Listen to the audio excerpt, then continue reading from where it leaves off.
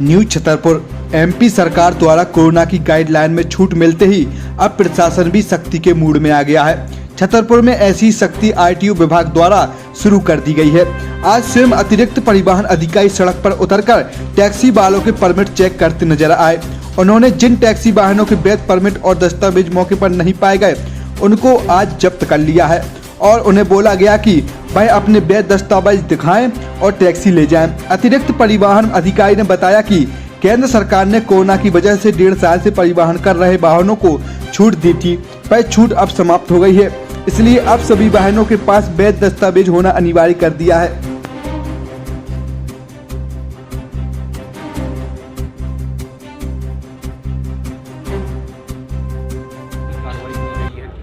देखिए क्या है, इसमें मुख्यतः परिवहन आयुक्त महोदय से निर्देश प्राप्त हुए हैं कि मध्य प्रदेश के सभी ज़िलों में लगभग इस तरीके की शिकायतें प्राप्त हुई हैं कि वाहन जो हैं ये स्पेशली जो ऑटो रिक्शा हैं ये बिना परमिट के संचालित हो रहे हैं। चूँकि कोविड के कारण केंद्र सरकार के द्वारा लगभग पिछले 1-1.5 साल से इनको सारे डॉक्यूमेंट्स की वैलिडिटी जो है वो एक्सटेंड की गई थी, वो समय भी अब पूरा हो गया है।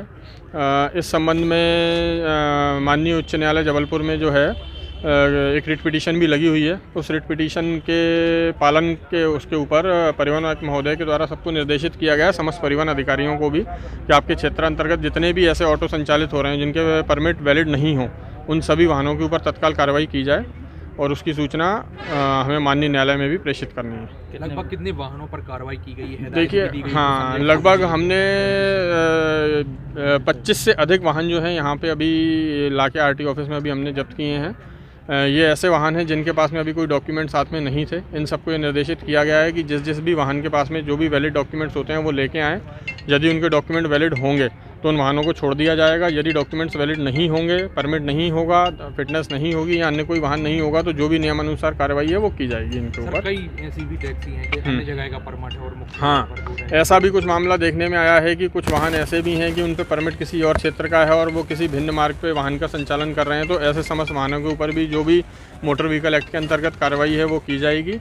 और साथ ही साथ आपके माध्यम से मैं सभी ऑटो रिक्शा चालकों को भी ये समझाइश भी देना चाहूँगा और बताना चाहूँगा कि चूँकि इसमें मुख्यालय से भी निर्देश प्रसारित किए गए हैं एवं माननीय उच्च न्यायालय के द्वारा भी इस संबंध में निर्देशित किया गया है कि बिना परमिट के कोई भी वाहन संचालित ना हो। समय समय पर हमारे द्वारा पूर्व में भी इस संबंध में चेकिंग की गई है और अभी भी ये चेकिंग निरंतर जारी रहेगी और पूरे ज़िले में ये चेकिंग जो है जारी रहेगी।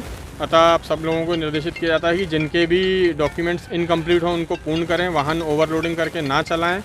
वाहन के पास में वैध परमिट होना चाहिए, वैध फिटनेस होनी चाहिए, वैध बीमा होना चाहिए। ये सारे दस्तावेज पूर्ण हों, उसी स्थिति में वाहन का संचालन करें। नए परमिट अभी बंद है सर टैक्सी वालों की? नहीं, जितने भी परमिटों की जो भी सीलिंग होगी, जो भी स्थिति होगी वो भी हम आपको देख के बता देंगे। इसके अलावा जो भी ग्रामीण क्षेत्रों में चल रहे हैं उसकी भी स्थिति हम आपको बता देंगे। तो इसीलिए जिसके पास में अगर परमिट वैलिड है वो हमारे पास में आए और हमें दिखाए, या जो भी डॉक्यूमेंट अगर उसका वैलिड है तो वो दिखाए और अगर नहीं है डॉक्यूमेंट वैलिड तो उसके ऊपर कार्रवाई की जाएगी।